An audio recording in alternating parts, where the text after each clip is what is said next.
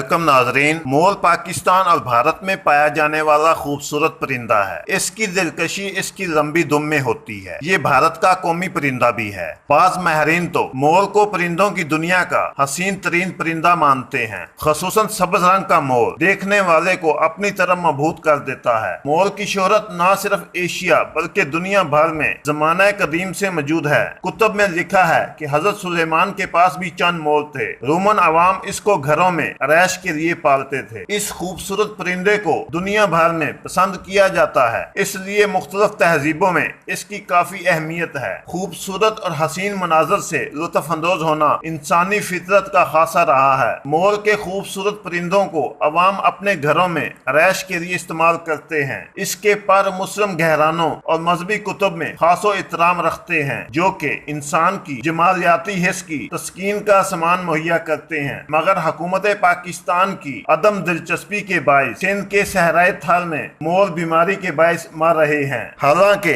इस खित्ता में आबाद हिंदू बरादरी मुतअद्दिद दिताओं से वाबस्ता होने की वजह से मोर को मुकद्दस समझते हैं और इसको मारना गुनाह है। कभी जनूबी पंजाब के बेरंग चोलिस्तान में मोर अपने रंग खेलते दिखाई देते थे।